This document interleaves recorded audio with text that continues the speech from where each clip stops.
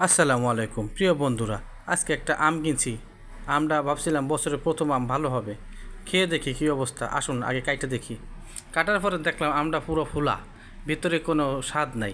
একবারে মনে করেন যে কোনো মিষ্টিও না, টকও না, ঝালও না, কোনো পদ না ভাই। একবারে বিচ্ছিরি, মনে করেন যে মুখের দেওয়ার সাথে সাথে মনে করছে ফেলে দিই।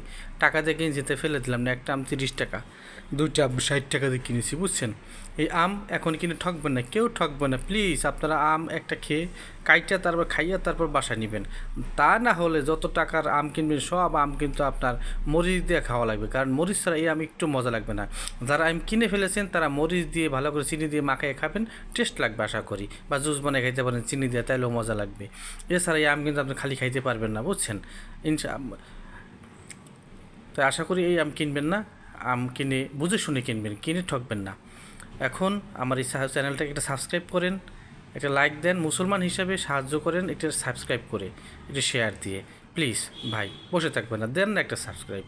একটা সাবস্ক্রাইব দিলে আমার জন্য একটু উপকার হবে, আপনার একজন মুসলমান ভাই হিসেবে উপকার হলো, এবং আমি নতুন নতুন ভিডিও আপনাদেরকে দিতে পারবো ইনশাআল্লাহ, বুঝছেন ভাই। নতুন নতুন ভিডিও আপনাদেরকে দেখাতে পারবো।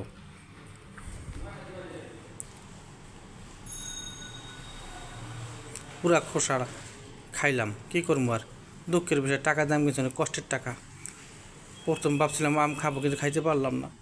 মনে খুব কষ্ট রে ভাই, কী বলবো, দুঃখের কথা। গরিবের কষ্টের কথা কাউকে বলা যায় না।